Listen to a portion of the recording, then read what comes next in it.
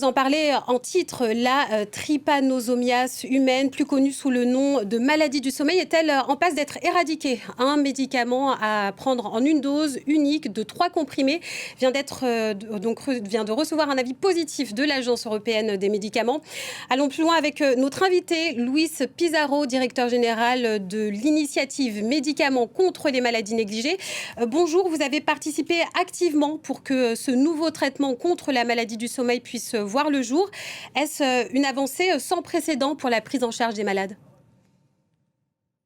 Absolument, bonjour et merci pour votre invitation. Nous sommes heureux, en effet, aujourd'hui de pouvoir recevoir cet avis favorable. Ça va changer surtout la vie des malades qui jusqu'à maintenant recevaient des traitements extrêmement difficiles. Certains, un médicament à base d'arsenic avant pouvait même parfois les tuer.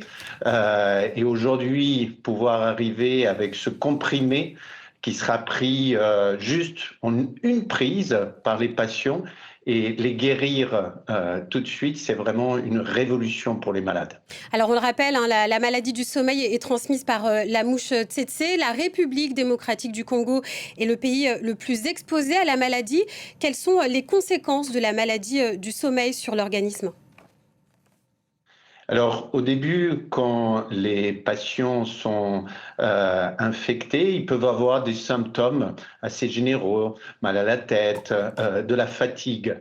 C'est le premier stade de la maladie. Ensuite, ce parasite va passer dans le système nerveux central. Et c'est là où ils vont avoir des troubles du sommeil. C'est pour ça qu'on appelle cette maladie la maladie du sommeil. Et si rien n'est fait, le parasite va s'attaquer de manière encore plus forte au niveau cérébral, plonger les malades dans le coma et dans la très grande majorité des cas, les tuer. Donc il ne faut pas l'oublier, une maladie qui, tout au long du XXe siècle, a tué des milliers et des milliers de personnes et qui continue encore aujourd'hui à affecter un très grand nombre de personnes en Afrique. On le comprend, donc une maladie mortelle. Sait-on combien de personnes sont touchées par an par la maladie du sommeil? Et puis ce nouveau traitement, que signifie-t-il pour les malades?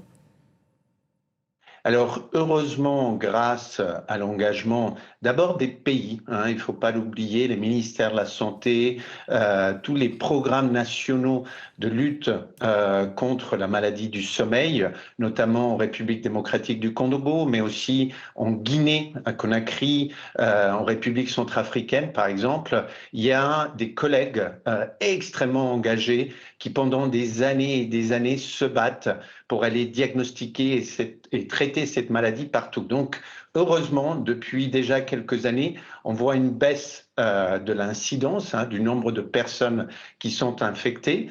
Aujourd'hui, on compte à peu près 1 millier partout en Afrique de personnes qui sont infectées chaque année.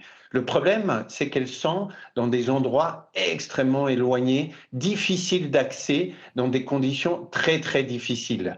Et pour pouvoir aller les diagnostiquer et ensuite les traiter, ce médicament, l'acosiborole, va être vraiment une révolution. Ça va être une révolution pour les systèmes de santé, car emmener un comprimé, c'est pas la même chose qu'emmener des traitements qui doivent être injectés, par exemple, dans les veines et qui nécessitaient une logistique très importante. Donc, on espère aujourd'hui qu'on va pouvoir aller au bout de l'élimination de cette maladie-là, en pouvant mettre à disposition des soignants partout où sont les malades, l'acosiborole, le médicament donc qui a été validé cet après-midi par l'Agence européenne du médicament. Luis Pizarro, vous avez évoqué une révolution pour les malades. Vous avez collaboré avec le laboratoire Sanofi pour que cela puisse se mettre en place. Expliquez-nous comment ça s'est passé, comment le travail s'est effectué pour les médecins, pour les laboratoires, pour arriver à ce traitement en une dose.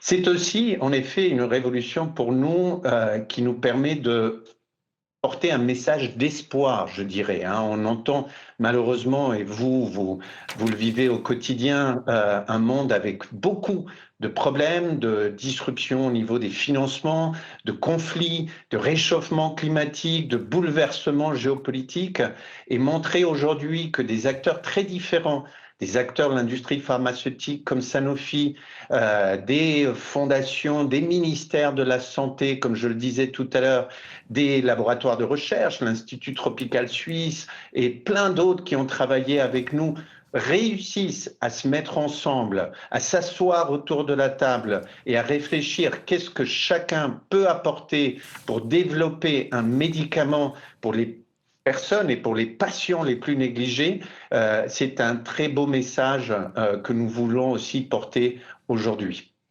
Et très rapidement, cette mise en place du médicament à une dose, est-ce que finalement on va vers une éradication de la maladie du sommeil? Alors, on parle plutôt d'élimination, c'est-à-dire qu'il n'y a plus de transmission de la maladie d'une personne à une autre. Comme cette maladie, elle peut parfois, dans certaines formes, par exemple, être portée par les animaux. Elle peut être parfois très difficile de complètement faire disparaître. On ne va pas parler d'éradication. Élimination, c'est que les humains entre eux ne la transmettent plus, et c'est surtout ça que les systèmes de santé et les pays aujourd'hui les plus fragiles ont besoin de réussir pour faire baisser le poids que ça représente aujourd'hui pour eux. Louise Pizarro, merci d'avoir été l'invitée d'Autour du monde cet après-midi.